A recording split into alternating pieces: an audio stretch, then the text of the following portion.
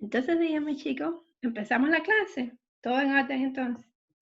Bueno, pues nada, acuérdense que entonces la prueba es el lunes a las 5:30 y que, bueno, deberíamos entrar todos, ¿verdad? Para que yo les presente la prueba, se las lea, se las pongo en pantalla, se las leo, aparte que se las voy a subir al sistema y bueno, y a partir de ahí entonces van a tener hasta las 9 para entregarme. ¿Está bien? Entonces, bueno, vamos a empezar la clase. Fíjense que el teorema del sándwich es un teorema muy interesante y muy poderoso que sirve para demostrar algunas veces límites bueno, algunos límites que no se pueden demostrar por definición y que de alguna manera uno no sabe encontrar de otra manera. O sea, si yo estoy calculando límites y me llego a un límite que está indeterminado, acuérdense que, bueno, estudiamos varias indeterminaciones ya, estudiamos 0 sobre 0, estudiamos infinito sobre infinito, pero vamos a ver que también va a existir 0 por infinito, que la vamos a ver hoy. O sea, esa es otra indeterminación. De hecho, hay muchas otras indeterminaciones, pero las vamos a ir estudiando a medida que vayan apareciendo en nuestros cálculos. ¿Está bien? Así es como lo vamos a hacer. Y bueno, básicamente este teorema, les digo, nos ayuda sobre todo cuando estamos en el caso de que nos encontramos ante un límite indeterminado, pero no tenemos, o sea, transformando algebraicamente no se nos ocurre una manera en que podamos transformar eso, esa expresión algebraica, en una expresión a la que sí le podemos calcular el límite. ¿Está bien? Entonces, bueno, estudiemos primero el teorema y después les voy a poner ejemplos donde se usa. ¿Está bien? Entonces, bueno, supongamos que tenemos un intervalo, ¿verdad? Que por supuesto es un subconjunto del dominio de estas funciones f, g y h. O sea, se tienen tres funciones a la que le vamos a calcular el límite cuando x se aproxima a un punto determinado de x sub 0, ¿verdad? Y bueno, es importante que tiene que haber un intervalo que contenga ese punto que pertenezca al dominio de las tres funciones, ¿no? Si no, bueno, no tiene sentido. El punto tiene que estar definido en un intervalo que pertenece al dominio de las tres funciones. Acuérdense que no nos interesa, ¿verdad? Lo que pasa con esas funciones en x igual a 0. O sea, en x igual a x sub 0, disculpen. Recuerden que la noción de límite, otra vez, es una noción de cercanía y nunca me interesa lo que pasa en el punto x sub 0 al que me estoy acercando para calcular el límite. Entonces, bueno, ¿por qué este teorema? Vamos a empezar hablando un poquito de que tengo tres funciones, bueno, y que están definidas alrededor de ese punto x sub 0. Pero ¿por qué es que este teorema se llama teorema del sándwich? ¿O por qué le dicen teorema del sándwich? Bueno, mire, es muy sencillo, porque la idea del teorema va a ser la siguiente. Yo voy a tratar de atrapar mi función. Supongan que la función que yo le quiero calcular el límite, cuando x se aproxima a x sub 0, es f de x. Si yo logro atrapar esa función entre dos funciones g de x y h de x, o sea, si las logro acotar y las logro poner dentro de esas dos, o sea, digamos, y por eso es que de alguna manera le dicen sándwich, porque es como si estos fueran panes, ¿no? Digamos, en la imaginación del que le puso el nombre a este teorema. H y G serían como los panes donde yo quiero meter dentro mi función f, ¿verdad? Y mi función f sería, qué sé yo, el chorizo, qué sé yo. Esto sería un choripán si ustedes quieren. ¿Se dan cuenta? Entonces, básicamente, lo importante es que el teorema se llama así porque la idea que yo voy a usar es tratar de atrapar mi función f entre dos funciones a las que yo sí les puedo calcular el límite y a las que yo sí les conozco el límite cuando x se aproxima a x sub 0. Y la idea va a ser que, o sea, que si yo logro acotar la función esta entre estas dos funciones g y h, ¿verdad? Si yo logro acotar f entre g y h, y entonces conozco que el límite de g, cuando x se aproxima a x sub 0, es L, y que el límite de h, cuando x se aproxima a x sub 0, es también L, entonces yo voy a poder decir que inevitablemente el límite de esta función que cae justo en el medio de ellas dos, ¿verdad? También va a tener como límite el mismo número L, ¿está bien? Entonces, bueno, eso es lo que dice básicamente, o sea, si yo tengo tres funciones definidas en un intervalo P alrededor del punto X sub 0, o sea, y que no tienen por qué estar definidas en X sub 0, y además se tiene que, para todo punto de ese intervalo, tenemos que se cumple que f de x está entre g de x y h de x, y si además sabemos que el límite de g y el límite de h cuando x se aproxima a x sub 0 es L, entonces no queda más remedio que el límite de f de x cuando x se aproxima a x sub 0 sea también L. Y bueno, un poco se los quería enseñar gráficamente porque, bueno, verlos gráficamente a veces se ven mejor las cosas. Entonces, bueno, miren, lo que dice el teorema es lo siguiente, o sea, imagínense, bueno, esto no está muy recto, vamos a arreglarlo. Imagínense que tienen una función acá, ¿verdad? Y que tenemos x sub 0 aquí, digamos, ¿ya? Entonces, bueno, vamos a suponer que tengo tres funciones, ¿verdad? Vamos a suponer que esta es g. Vamos a suponer que esta es... bueno, no sé, vamos a suponer que esta es h, ¿verdad? Y vamos a suponer que mi función f, verde quizás, ¿verdad?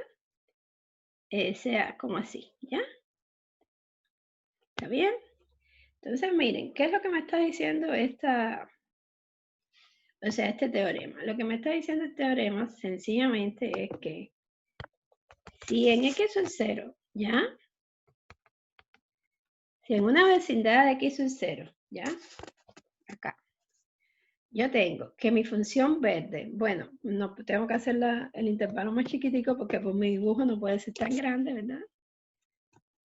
Ya, si yo tengo aquí, fíjense, si yo logro, no sé si me entienden, que en este intervalo, a ver, esta es mi función, vamos a escribir porque no se la escribí. Este es f,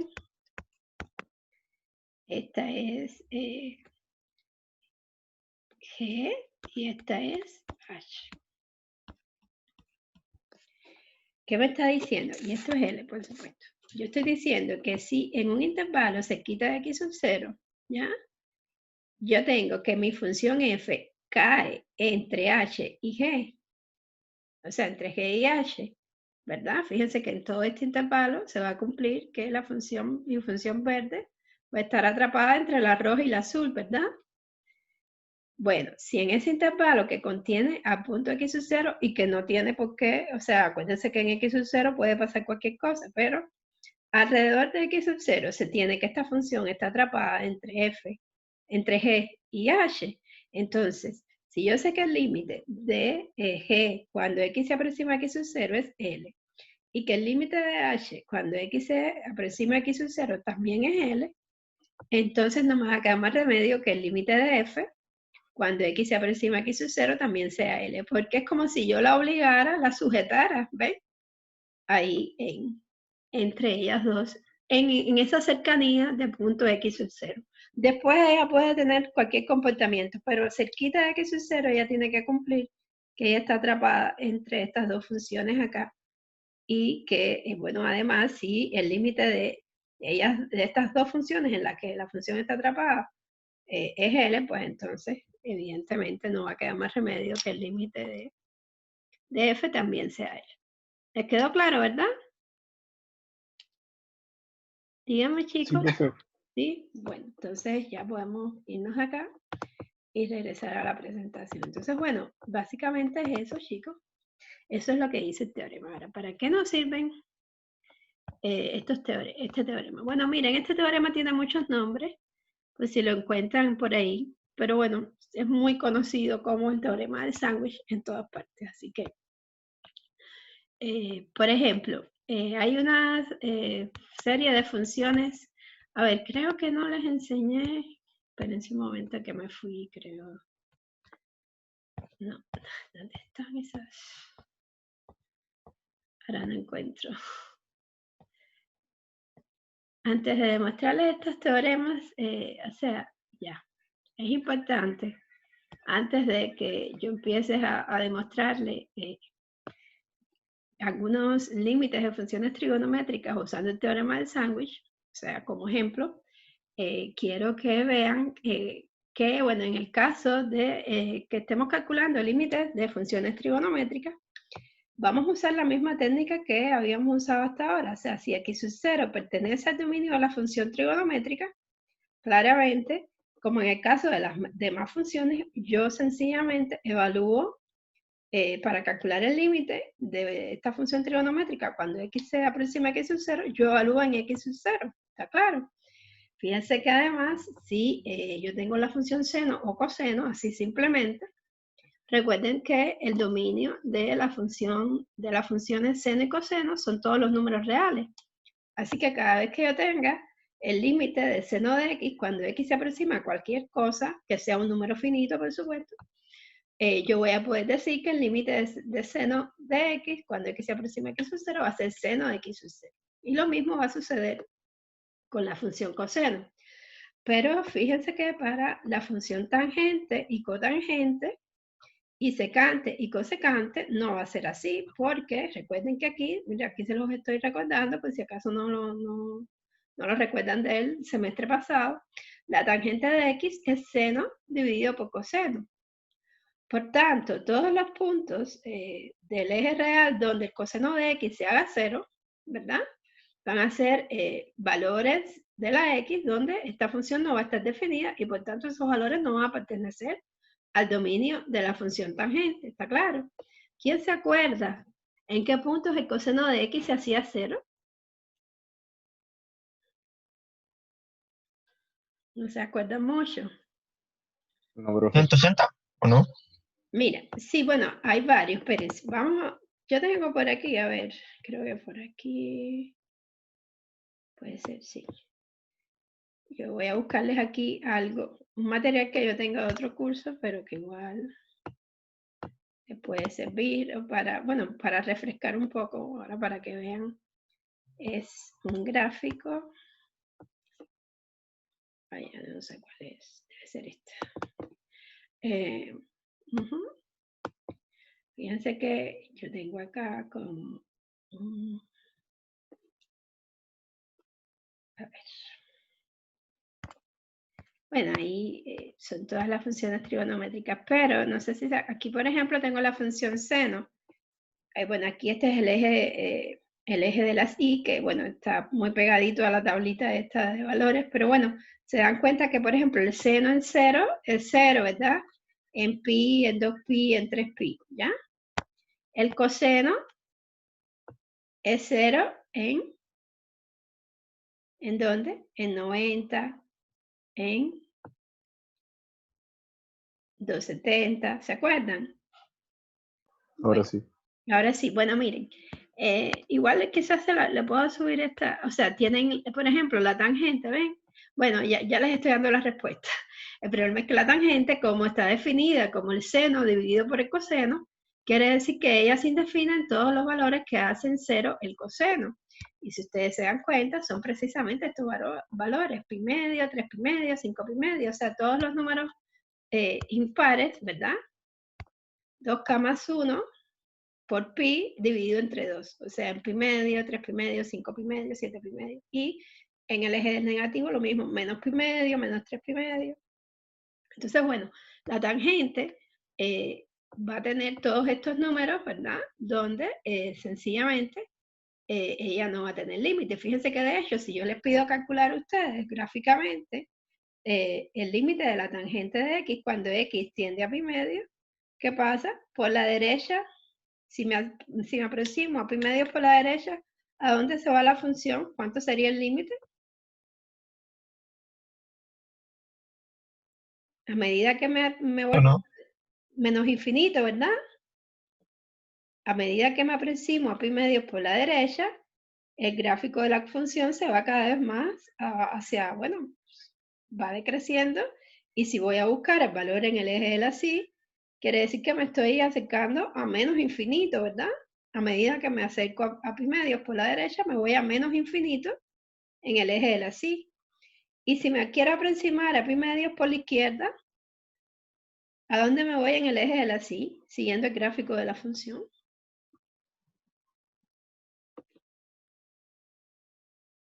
¿A dónde, chicos? A más infinito. A más infinito, claro. Eso. Exactamente. Y bueno, lo mismo va a pasar con los demás, con el resto de las funciones trigonométricas. Fíjense que la cotangente es al revés de la tangente. O sea, la tangente es seno sobre coseno. La cotangente es coseno dividido por seno. Quiere decir que la cotangente se define en todos los valores de la x que hacen 0 el seno de x. Y bueno, acuérdense que el seno de x se hace 0, en pi, en 2pi, en 3pi, o sea, en kpi, donde k es un número entero, cualquiera, ¿está claro? O sea, en todos los valores que son un número entero multiplicado por pi, ustedes van a tener que la cotangente no va a estar definida. Por tanto, si ahora, igualmente como hicimos ahora en el caso de la tangente, si yo les pido hallar el límite de la cotangente de x cuando x se aproxima a pi, fíjense, si me acerco a pi por la derecha, ¿a qué me estoy acercando en el eje de la y? O sea, siguiendo el gráfico de la función.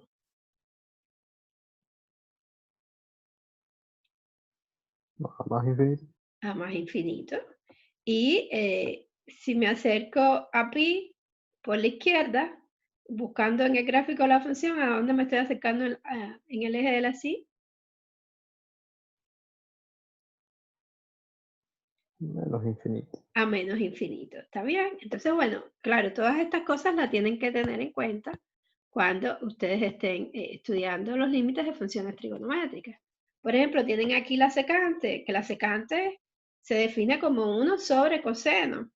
Y bueno, el gráfico de la secante otra vez no va a estar definido para los valores de x que hagan 0 el coseno de x. Así que otra vez estamos en el caso de pi medio, 3 pi medio, 5 pi medio, o sea, los números impares multiplicados por pi dividido entre 2, ¿verdad? O sea, el dominio de la secante, si se dan cuenta, es idéntico al dominio ¿de quién? De la cotangente, ¿verdad? Porque en ambos casos estoy dividiendo por coseno, digo, que la tangente, disculpa. Porque en ambos casos estoy dividiendo por coseno de x, ¿verdad? Y como lo tengo en el denominador, entonces voy a tener los mismos valores de la x. Y que definen el denominador. Y bueno, para la cosecante es 1 sobre seno. Quiere decir, chicos, que la cosecante va a tener el mismo dominio que ¿quién? Que la cotangente, ¿verdad? Porque la cotangente es coseno sobre seno. Y otra vez, en ambos casos estoy dividiendo por seno de x. Así que van a ser los mismos valores de kpi, ¿verdad? Entonces, bueno, a ver, quizás lo que yo puedo hacer es subirles esta tablita, que aquí como lo tienen todo resumido, claro, está muy chiquitica, pero se ve bastante bien. Este es el coseno de x. Fíjense que el coseno empieza arriba, siempre en 1, ¿verdad? Y bueno, lo demás ya ustedes lo saben, se hace 0 en pi medio, 3 pi medio, 5 pi medio, tiene el seno de x, que empieza en 0, ¿verdad? Y tiene, de hecho, en la misma forma del gráfico de coseno y seno, o sea, lo que sí, hay un desfase entre el seno y el coseno. ¿Se acuerdan de eso del semestre pasado o no? Sí. Ya, perfecto. Entonces, bueno, el seno ya empieza aquí en 0 y bueno, otra vez se hace 0 en pi, 2 pi, ¿verdad? Menos pi y así sucesivamente.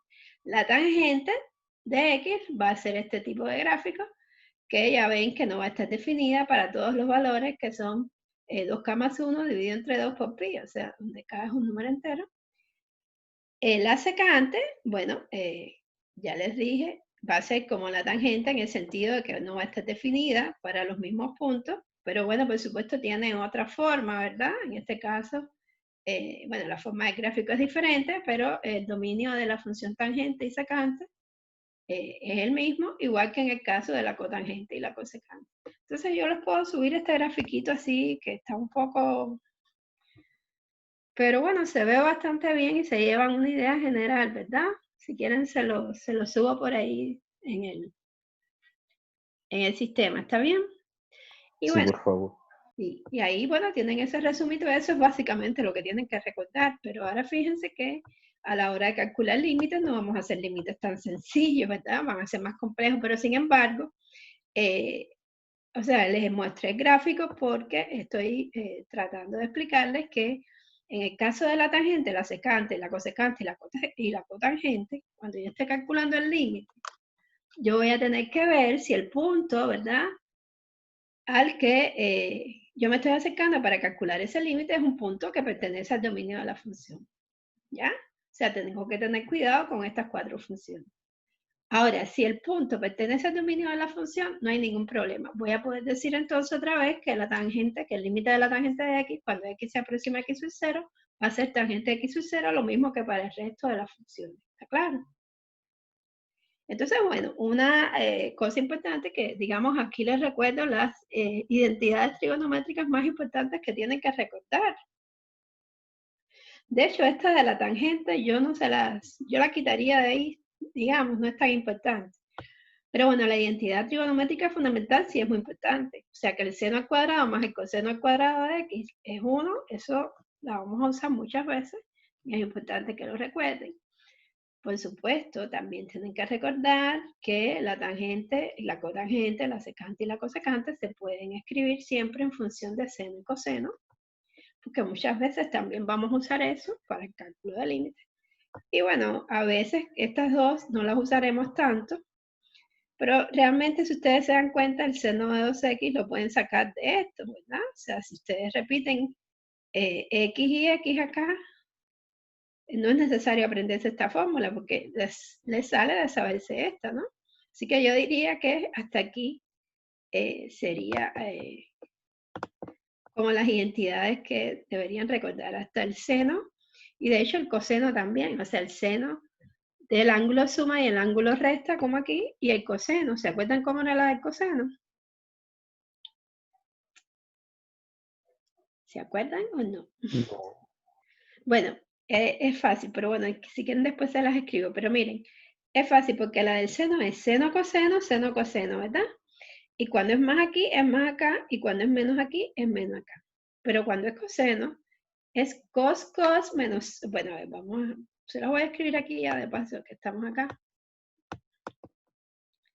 Miren, borremos acá un momentito. O sea, cuando ustedes tienen el seno de la suma o la resta de un ángulo, la cosa es seno, coseno, ¿ya? Aquí tienen el mismo, bueno, voy a dejar de compartir pantalla un momentito para que me quede. ¿Ya? O sea, aquí van a tener el mismo signo, si es más, aquí es más, si es menos, aquí es menos, y van a otra vez escribir seno, coseno, ¿verdad? Lo que van a intercambiar aquí son los ángulos, ¿ya? Aquí primero va alfa y aquí va beta. Y aquí primero, después va beta y alfa. ¿Se dan cuenta? Así es como uno se lo aprende. ¿Se entiende o no? Porque la letra está horrible, pero... ¿Quieren que se los escriba Sí, de nuevo? profe, ya ¿Ya se lo ve? tenía anotado en alguna parte. Ya lo encontré. Gracias. Ya. Y el coseno, fíjate que el coseno de alfa más menos beta es cos, ¿ya? En vez de como el otro era seno, cos, este es cos, seno, ¿ya? Pero aquí el signo es al revés. Si aquí es más, aquí es menos. Y si aquí es menos, aquí es más. Y bueno, lo que hago es escribir los ángulos alfa, beta. ¿Está bien? ¿Ven? Entonces es muy fácil de recordar. Digo, a mí me lo parece. Porque en el seno lo que hacen es escribir seno, coseno. Y con el coseno lo que hacen es escribir coseno, seno. El signo ya se los expliqué y el orden de los ángulos también. ¿Está bien? Bueno, entonces... Ay, discúlpenme, se me fue la... Entonces, bueno, básicamente, chicos, eso es lo que tienen que recordar. La tangente de alfa más beta y alfa menos beta no hace falta. Y esta última del seno del ángulo doble no hace falta porque si se saben esta, ya saben esta, ¿verdad? Sale directamente de saber esta, así que yo diría que hasta aquí, ¿está bien? Entonces, bueno, regresemos al teorema del sándwich, ¿verdad? Que al final era lo que yo quería, lo que yo quería hacer. O sea, existen dos límites de funciones trigonométricas que son muy importantes para el desarrollo de, bueno, precisamente del cálculo diferencial que vamos a estudiar más adelante, porque por supuesto se va a basar en esta noción de límite y ya se los estoy adelantando desde ahora, y por eso es que estamos estudiando el límite con mucho detalle para poder después definir las derivadas de una manera rápida y sencilla, ¿está bien? O sea, estos dos límites que nosotros tenemos aquí van a poderse demostrar, bueno, el primero a través del teorema del sándwich, que de otra manera uno no puede demostrarlo, porque si ustedes se dan cuenta, a ver, si yo trato de evaluar x igual a 0 en esta expresión algebraica, fíjense que ¿qué me queda? Seno de 0, que es 0, lo acabamos de ver, y 0 en el denominador también. Entonces me queda una indeterminación del tipo 0 sobre 0. ¿Qué ustedes harían en este caso? O sea, lo que hemos estudiado hasta ahora es que lo que uno hace en este caso es sencillamente tratar de transformar algebraicamente. Pero fíjense que aquí yo no puedo hacer una transformación algebraica porque estoy, o sea, lo que tengo es el seno, no puedo estar multiplicando por polinomios o expresiones algebraicas sencillas porque lo que tengo es el seno. Entonces, en este caso, se usa el teorema del sándwich. ¿Está bien? Se les voy a explicar cómo se demuestra que el límite del seno de x dividido por x cuando x se aproxima a 0 es 1.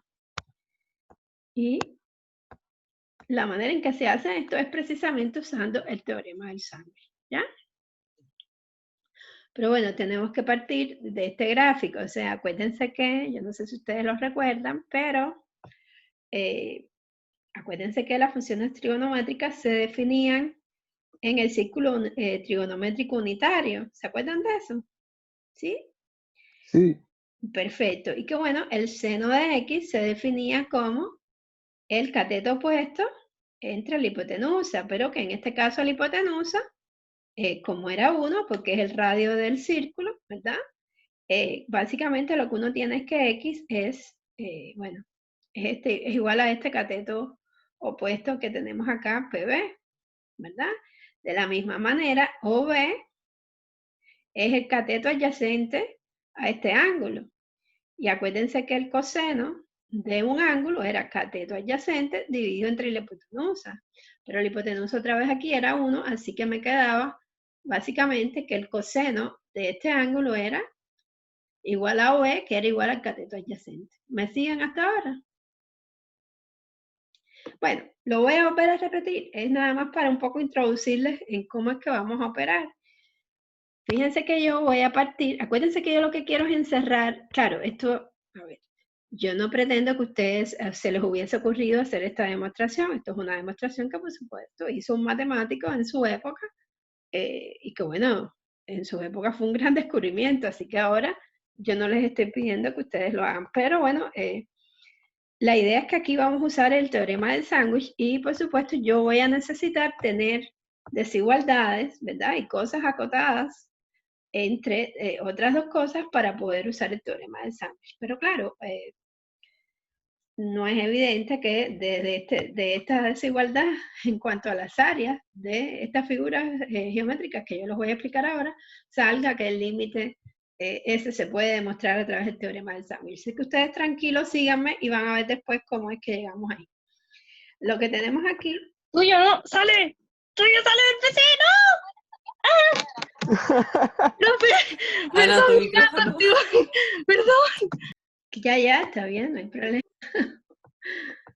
Ya, bueno, entonces, no sé qué pasó, pero bueno, lo que tenemos aquí es el área. Fíjense que lo que estoy diciendo en esta desigualdad es que el área de este triangulito pequeñito que hay aquí, OPB, ¿verdad? Es menor que el área de este sector circular que hay aquí, porque por supuesto, el sector circular, aparte de este triángulo, tiene este pedacito, ¿verdad? Este pedacito de acá, por tanto, el área total de ese sector circular es más grande, es mayor que el área de este triángulo pequeñito, ¿verdad? ¿Eso les queda claro? ¿Sí? O sea, fíjense que el área del sector OPA es precisamente toda esta área de aquí, que incluye no solamente el triángulo, sino también esta porción, ¿verdad? Que está acá. Y bueno, también se tiene que, evidentemente, el área de este triángulo más grande que está acá, por supuesto, el área de este triángulo es mayor también que el área de este sector circular, porque aparte del sector circular, esta área, o sea, el área de este triángulo también comprende este pedacito de acá, el área de este pedacito que está acá, que no tiene el sector circular. Así que claramente, el área del triángulo chiquitito es más pequeña que el área del sector circular, que a su vez es más pequeña que el área del triángulo grande. Y es eso lo que estoy escribiendo aquí. ¿Está bien? Luego, bueno, lo que voy a hacer ahora es calcular el área de esas tres figuras, porque de hecho yo conozco la fórmula para el cálculo del área de estas tres figuras. Fíjense que estos son triángulos rectángulos, los dos triángulos que tenemos ahí, y si ustedes se acuerdan, el área de un triángulo rectángulo era el producto de sus catetos divididos entre dos, o sea, dividido entre dos, ese producto dividido entre dos. Entonces, por ejemplo, para el triángulo OPB, o sea, este que está acá, yo multiplicaría OB, ¿verdad? Por BP, que son los dos catetos, dividido entre 2. Y para calcular el área de este triángulo grande, ¿verdad?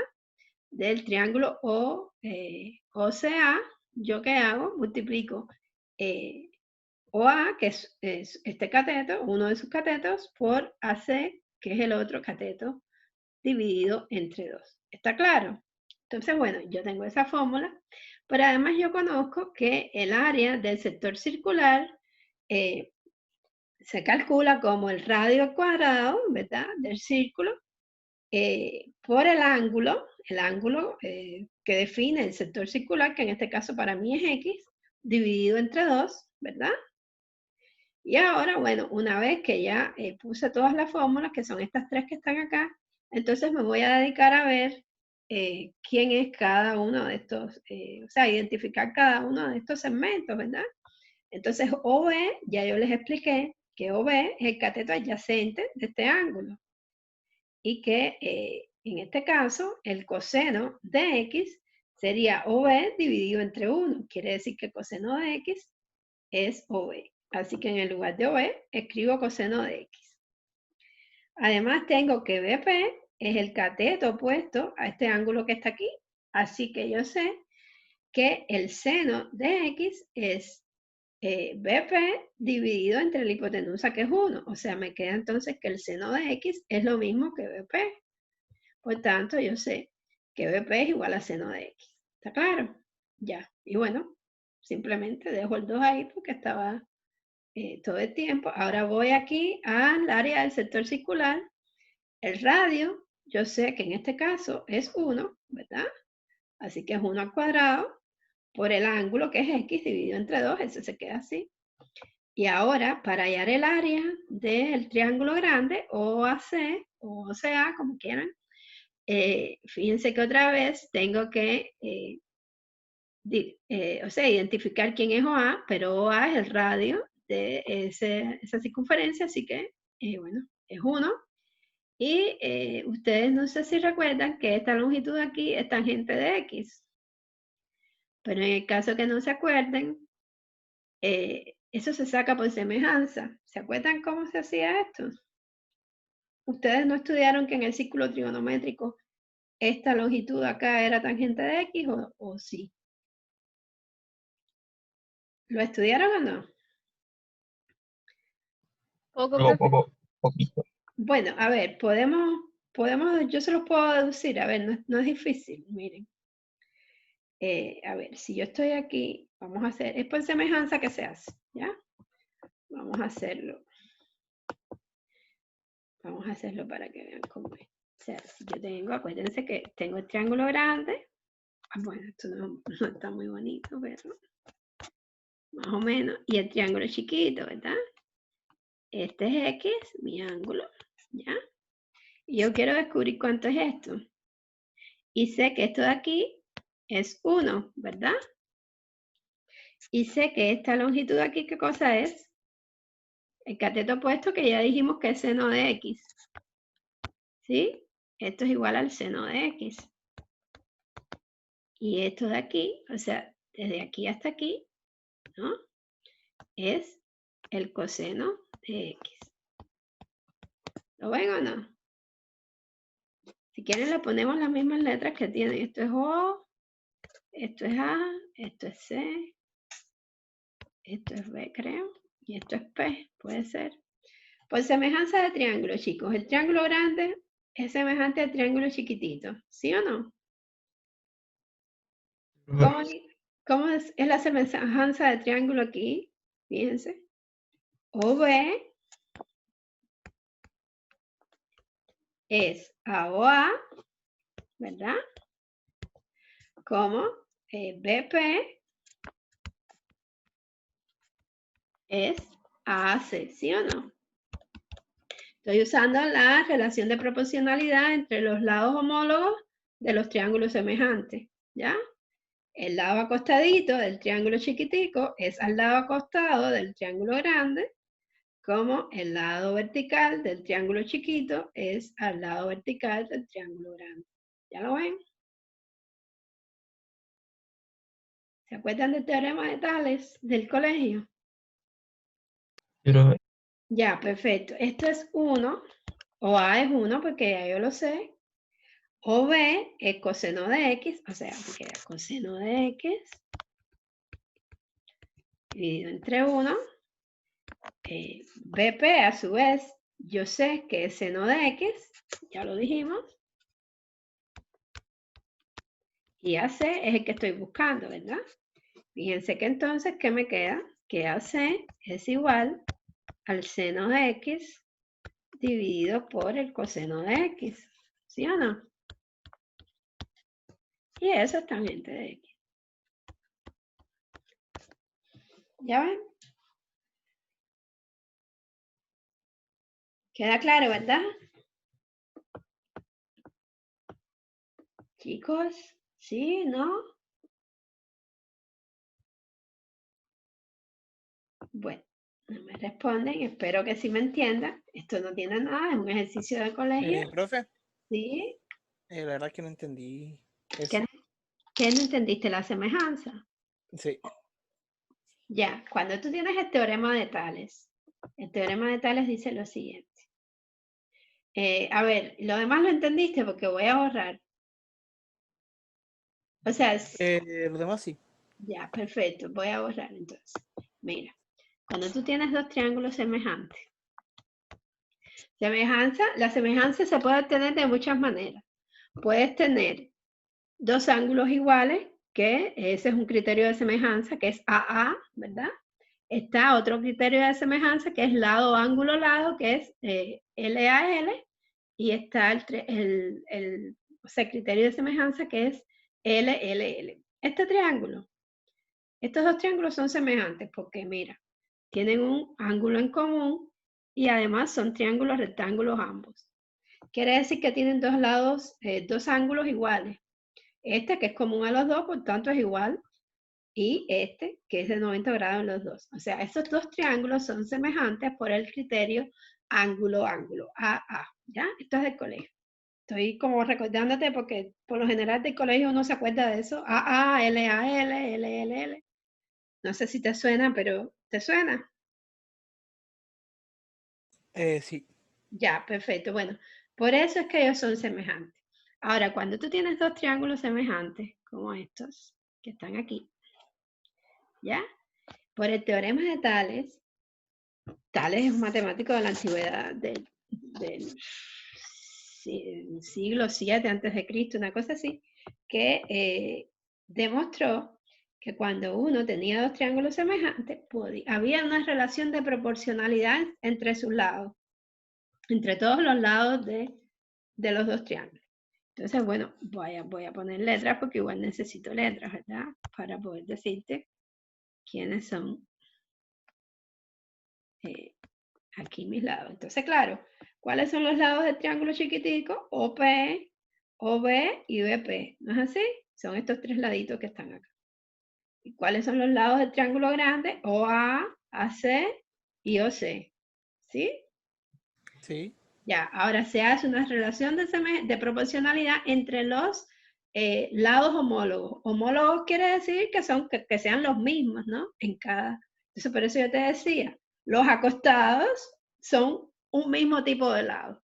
Los verticales son otro tipo de lados. Y los que están inclinados, que de hecho corresponden a las hipotenusas de esos dos triángulos, son los iguales en este caso. ¿Está claro? Entonces, la relación de proporcionalidad que se hace es la siguiente, o sea, lados homólogos, los lados homólogos de ambos triángulos están en la misma proporcionalidad. Todos, o sea, los acostados, el lado pequeñito sobre el lado grande, acostado, está en la misma relación que el lado vertical del chiquitico al vertical del grande, que sería BP sobre AC, que es lo mismo que la relación que hay entre OP y OC, o sea, la relación que hay entre las hipotenusas de ambos triángulos. Esto es lo que dice el teorema de Tales. ¿Ya? Nosotros no usamos esta última proporcionalidad porque no nos hacía falta. Usamos esta. ¿Ya? Pero el teorema de Tales, eso es lo que dice. Que la relación que hay entre todos esos lados homólogos es la misma. Da el mismo numerito, si lo quieres pensar así. Ah, vale, vale. ¿Ya? Ya, muchas gracias. Ya, entonces, bueno, regresemos a nuestra demostración.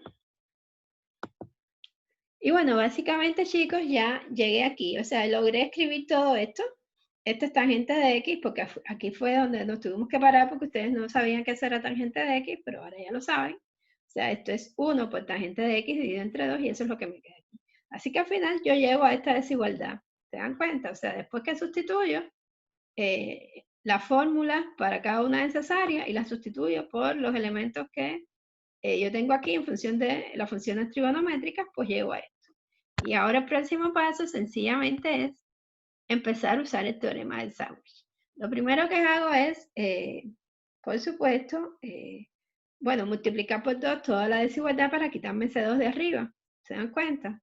O sea, me queda coseno de X menor o igual a X menor o igual a tangente de X.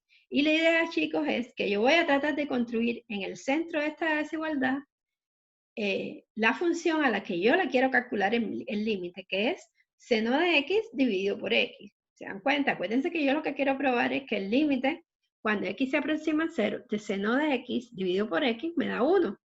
Así que yo voy a tener que llegar aquí a funciones en los extremos de estas desigualdades, que cuando yo le haga el límite, cuando X se aproxima a 0, me den 1 como límite, para entonces poder decir que la función que está en el medio, que yo necesito que sea seno de X dividido por X, tenga también el límite 1. Esa es toda la idea de la demostración. Ahora, ¿cómo yo construyo a partir de esta desigualdad algo que tenga en medio seno de X dividido por X? Bueno, ¿qué se me ocurre? Pues primero que todo voy a dividir por X, ¿verdad? Por seno de X, ¿está claro? Y después le voy a dar vuelta a las desigualdades. Pero cuando divido por seno de X tengo que tener cuidado, porque acuérdense que depende si, o sea, yo estoy haciendo, voy a hacer este procedimiento en un intervalo cerquita de 0, ¿verdad? O sea, un intervalo alrededor de X igual a 0. Pero me tengo que acordar que el seno de X no se comporta de la misma manera para las X cerquita de 0, pero mayores que 0, que para las X negativas cerquita de 0. Acuérdense que cuando X es mayor que 0, cerquita de 0, pero mayor que 0, la función seno es positiva. Y yo puedo dividir tranquilamente esta desigualdad. Pero si la función seno es negativa, como sucede cuando X es pequeñito, pero negativo, o sea, cerquita de 0, pero negativo, o sea, por la izquierda, yo tengo que el seno de X es negativo. Y no puedo entonces dividir directamente para todos los valores de X, porque cuando yo divido por un número negativo en una desigualdad, ¿qué sucede?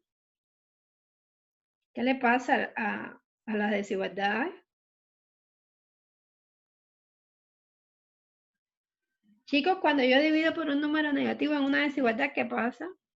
¿Qué tengo que hacer? Invierte. Invertir el sentido de la desigualdad, ¿se dan cuenta? Entonces no puedo tratar a la ligera esta historia de para las x mayores que 0 y las menores que 0. Entonces tengo que separar, voy a hacer entonces los límites laterales, ¿ya? Los límites laterales por la derecha y por la izquierda. Por la derecha es cuando x es mayor que 0, ¿verdad? Acuérdense que es, o sea, me estoy aproximando para valores cerquitas de 0, pero mayores que 0. ¿Está bien? 0, algo, pero mayor que 0. Quiere decir entonces que en este caso yo estoy en el caso en que el seno de x es positivo, y en el caso que el seno de x es positivo, yo puedo dividir esta desigualdad que tengo aquí tranquilamente, ¿verdad? Fíjense que si yo divido coseno de x, disculpen un momentito. Si yo divido seno de x, coseno por seno de x entre seno de x, el seno de x se me cancela, ¿verdad? Y me queda coseno de x acá. En el centro de la desigualdad me queda x dividido por seno de x, que yo quería. Y cuando divido tangente de x por seno de x, me queda 1 dividido por coseno de x, ¿verdad? Porque los senos se me cancelan, ¿se acuerdan? O sea, tangente es seno sobre coseno. Si divido seno sobre coseno por seno, el seno se cancela con el seno y me queda 1 dividido por coseno de x. ¿Está claro? Y ahora, chicos, lo que quiero hacer es invertir esta desigualdad. ¿Sí? ¿Pero cómo se hace esto? ¿Quién se acuerda cómo se hace esto? A ver, se los voy a recordar. Porque no me queda claro que se acuerden. Claro, en el caso que todos sean positivos, ¿no? O sea, no funciona si no es así, pero vamos a hacerlo. O sea, miren, cuando ustedes tienen que A sobre B es menor o igual que C sobre D, que E sobre F, bueno, ahí. Suponiendo que todos ellos sean positivos, ¿verdad? O sea, C, D, E, F, pertenecen todos a los reales positivos, ¿está claro? Cuando ustedes tienen esto, si yo quiero invertir esta fracción, y fíjense qué es lo que me va a quedar, no sé si se acuerdan. Miren lo que va a pasar. Este que está aquí pasa, o sea, el que está en el numerador, en el extremo izquierdo de la desigualdad, pasa al denominador del extremo derecho. ¿Sí? El que está en el denominador del extremo izquierda pasa al numerador del extremo derecho. ¿Sí? Este que está en el numerador a la extrema derecha pasa al denominador a la extrema izquierda, y el que está en el denominador de la extrema derecha pasa al numerador de la extrema izquierda. Entonces, esto es equivalente, o sea, esto es equivalente con esto. Y eso es lo que hago en este caso. ¿Se acordaban de esta propiedad de los números reales o no? No, profe. Bueno, pero ahora ya se acuerdan. O sea, ya lo saben. Está claro, se puede demostrar. Pero bueno, yo no voy a perder tiempo en eso. O sea, esto es una propiedad que se usa en el colegio. Y bueno, básicamente lo que hacemos ahora entonces es lo voy a usar sencillamente. ¿Ya? Fíjense que aquí entonces si yo invierto seno de x dividido por x, o sea, si x dividido por seno de x, lo escribo como seno de x dividido por x, entonces este que está aquí pasa acá, ¿ya? Pasaría aquí, y este que está aquí pasaría acá. O sea, básicamente, lo que pasa es que lo escribí al revés. Pero bueno, háganlo. Les queda exactamente esto que está aquí. Y ahora viene el paso interesante, que yo le aplico el límite entonces cuando x se aproxima a 0 por la derecha, porque acuérdense que estamos calculando límites laterales, a esta expresión que está aquí y a esta expresión que está aquí. Y en ambos casos voy a obtener que ese límite es 1. Y como en ambos casos voy a obtener que esos dos límites van a dar 1, entonces no me va a quedar más remedio que el límite de la función que está, ¿verdad?, acotada entre ellas dos, cuando x se aproxima a 0 por la derecha, sea también 1. ¿Está claro? Entonces, bueno, eso es lo que hago. Fíjense que es muy fácil de ver porque miren, el límite cuando x se aproxima a 0 por la derecha, el coseno de x es 1, porque acuérdense que la función coseno de x empieza en 1, ¿verdad? Y límite de 1 sobre coseno de x, cuando x se aproxima a 0 por la derecha, otra vez es 1, porque coseno de 0 es 1 y 1 dividido entre 1 es 1. Entonces al final voy a tener que el límite lateral, ¿verdad? De el seno de x dividido entre x, o sea, el límite lateral por la derecha, me va a dar 1. Pero fíjense que lo mismo idéntico me va a pasar cuando haga el límite lateral por la izquierda, o sea, para los valores de x menores que 0, fíjense que no va a cambiar nada, voy a tener que cambiar el sentido de la desigualdad aquí, pero cuando invierta me va a quedar exactamente lo mismo. O sea, al final voy a obtener exactamente lo mismo, los límites de esas dos expresiones que me van a quedar en los extremos de la desigualdad. Cuando x se aproxima a 0 por la izquierda, van a ser 1 ambos, ¿verdad? Ambos me van a dar 1, y otra vez voy a tener que el límite de la función seno de x dividido por x, cuando x se aproxima a 0 por la izquierda, me va a dar 1. Como ambos límites laterales son iguales, ¿verdad? Existen y son iguales, voy a poder decir entonces que el límite de seno de x cuando x se aproxima a 0 es 1. ¿Está bien? Entonces esto es un ejemplo que tienen aquí de cómo se utiliza el teorema del sándwich, por ejemplo, para demostrar que el límite de algo es igual a... De hecho, fíjense que en este caso no es simplemente ni siquiera para demostrar, es para averiguar, porque yo no tenía la menor idea cuánto me podía dar el límite. Yo me doy cuenta que me tiene que dar 1, porque justo cuando yo logro construir esta expresión, ¿verdad? Donde yo tengo esta expresión en medio de estas dos, cuando le hago el límite, cuando x tiende a 0, a esta expresión y a esta expresión, a ambas, a 1 sobre coseno de x y a coseno de x, en ambos casos tengo que el límite es 1. Y eso es lo que me dice entonces que el límite de la función a la que yo le estoy tratando de calcular el límite es 1. ¿Está claro? Ahora, ya les digo, en general, por supuesto, yo no les voy a pedir que ustedes sepan demostrar esto, ni que sepan, bueno, sí les voy a pedir que usen el teorema de sándwich a veces, pero no para este caso en particular, que es un poco más complejo. ¿Está claro? Profe, una consulta. Sí. Ahí en después de la segunda flechita, ¿por qué el segundo, el que está entre medio, está invertido el x y el seno? O sea, ¿por qué el seno, no, por qué el x se está dividiendo por seno de x? Aquí, En la otra, aquí. en esa, al medio. Porque acuérdate que, mira, yo parto de aquí. Yo quiero construir en el centro de esta desigualdad seno de x dividido por x. Pero yo lo que tengo es x. Entonces, yo primero divido por seno de x. ¿Entiendes? Sí, profe. Para en el paso siguiente invertirlo y llegar a lo que yo quería. O sea, tú tienes que tratar de construir en el medio de la desigualdad la función a la que tú le quieres calcular el límite. ¿Entendiste? Sí, profe, ya caché.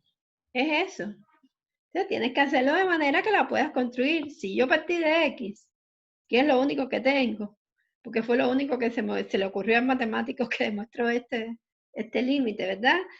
Acuérdense que esto salió de las áreas de los triángulos y del sector circular. Eso fue lo único que él llegó y dijo, bueno, déjame ver si a partir de aquí yo puedo construir mi función seno de x dividido por x, y efectivamente se podía. Y efectivamente funcionó de que ambos límites que estaban en los extremos daban 1, porque fíjense, si le dan dos números diferentes, no funciona el teorema. Para que el teorema funcione, ustedes necesitan que cuando ustedes le calculen los límites a las dos expresiones que tienen acotando la función del medio, o sea, los dos panes, digamos, del choripán, que esas dos funciones tengan el mismo límite. Si no tienen el mismo límite, no sirve el teorema, o sea, no sirve lo que han hecho, y tienen que probar otra cosa porque ustedes necesitan que ambos límites les den el mismo número para entonces poder decir, ¿verdad? Por el teorema del sándwich, que entonces la función del medio está obligada a tener el mismo límite que la de los extremos. ¿Está bien? ¿Les queda un poco más claro ahora? ¿Sí o no? Bueno, chicos, si no me dicen nada, yo asumo que sí. Así que bueno. Entonces, bueno, chicos, básicamente a partir de ahí se pueden calcular muchos límites de funciones trigonométricas. Fíjense que este otro,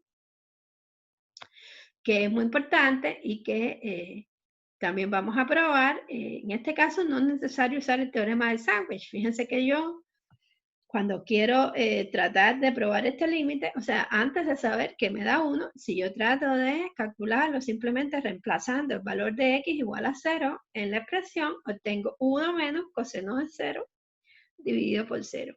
Pero el coseno de 0, recuérdense que es 1. Entonces al final lo que tengo es 1 menos 1, que es 0. Así que otra vez tengo 0 sobre 0, o sea, tengo una indeterminación.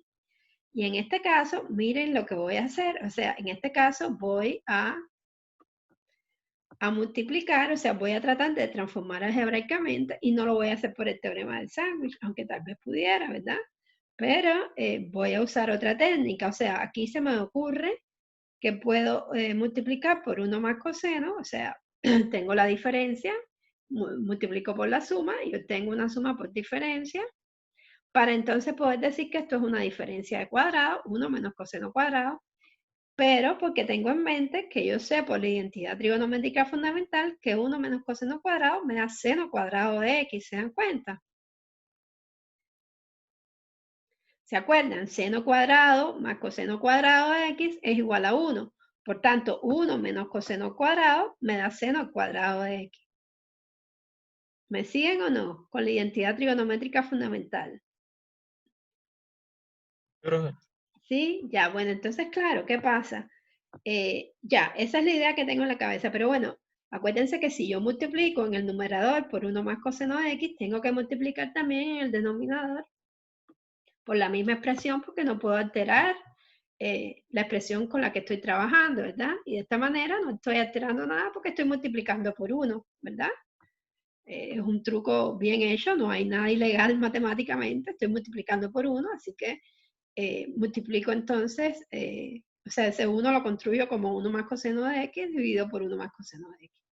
Y bueno, haciendo esto, fíjense que, bueno, ya vimos que en el numerador me va a quedar 1 menos coseno de cuadrado, porque esto es una diferencia de cuadrado. Y bueno, en el denominador lo dejo así mismo como está expresado. X por 1 más coseno de x. Y ahora fíjense que lo que obtengo es 1, o sea, 1 menos coseno cuadrado, aquí estoy repitiendo. Fíjense que al final 1 menos coseno cuadrado lo puedo escribir como seno al cuadrado de x, como les había dicho, usando la identidad trigonométrica fundamental. Y bueno, aquí lo que tengo es x por 1 más coseno de x. Y ahora puedo aplicar las leyes de los límites, que me dice que el límite del producto, ¿verdad? El límite del producto es el producto de los límites, pero bueno, lo escribo primero de manera conveniente. Agrupo uno de estos factores, seno de x, porque tengo seno de x al cuadrado, quiere decir que tengo dos factores seno de x multiplicándose el uno al otro. Entonces, tomo un seno de x dividido entre x y hago un factor. Después multiplico por el otro factor seno de x que tengo aquí y lo dejo solo y después, bueno, finalmente multiplicaría por 1 dividido por 1 más coseno de x. Y ahora, como les decía, voy a aplicar que el límite del producto es igual al producto de los límites. ¿Está claro? O sea, si yo tengo que aquí me falta un cuadrado, bueno, fíjense de esto, esta parte está mal acá, o sea, esto está mal. O sea, esto lo borraría, estamos aquí, estamos calculando este límite de acá. O sea, el límite de esto, de este producto, es igual al producto de los límites, como estoy escribiendo aquí ahora. Entonces, fíjense que lo que me da es, este límite me da 1, ¿verdad? Porque ya sabemos que este límite era 1. Lo acabamos de demostrar por el teorema del sándwich, que el límite de seno de x dividido por x cuando x tiende a 0 es 1. Ahora, el límite de seno de x cuando x tiende a 0, eso se puede evaluar directamente. Acuérdense que yo les dije que, bueno, en este caso simplemente evaluamos en 0. Seno de 0 me da 0, ¿sí o no? Y el límite este que está acá también se puede evaluar directamente, porque fíjense que el coseno de 0 es 1, así que me quedaría 1 dividido por 1 más 1, que es un medio, ¿ya? Y entonces me quedaría 1 por 0 por 1/2, que al final da 0. Esto también hay un error aquí, pero bueno, después se los arreglo. O sea, lo que se tienen que concentrar es que en 1 por 0 por 1/2 les da exactamente 0, y así se concluye que este límite es 0. Así que, chicos, básicamente es importante que recuerden que los dos límites importantes que vamos a poder usar siempre son estos dos que están acá, ¿ya? Que el límite cuando x tiende a 0 del seno de x dividido por x es 1, lo demostramos ahora mismo por el teorema del sándwich, y acabamos ahora de demostrar que el límite cuando x tiende a 0 de 1 menos coseno de x dividido por x es igual a 0. Y con estos dos límites, chicos, pueden hacer el uso de las identidades que les enseñé al principio. Se pueden calcular todos los límites trigonométricos que ustedes encuentran en la guía, y de hecho, aquí les dejo de tarea todos estos límites que están acá, que se pueden calcular usando esos dos límites que les acabo de mencionar. ¿Está bien? Entonces, bueno, después de la prueba practicaremos un poco de límites de funciones trigonométricas, pero bueno, ahora ya se nos acabó el tiempo, así que lo dejamos aquí. Y bueno, yo sé que no van a practicar esto antes de la prueba porque se van a dedicar a hacer ejercicios sobre la materia que va a la prueba. Pero bueno, los retomamos el martes y aquí nos quedamos. ¿Está bien? ¿Dudas? ¿Preguntas? ¿Todo bien? Sí, profe. Bueno, pues si ya todo está bien, nos despedimos aquí. ¿Está bien? Hasta el lunes, nos vemos a las 5:30. ¿Está bien? Vale, gracias, Chao, profe. profe, que esté bien. Gracias, Chao. profe. Gracias. Chao. Chao. Chao. Chao, profe.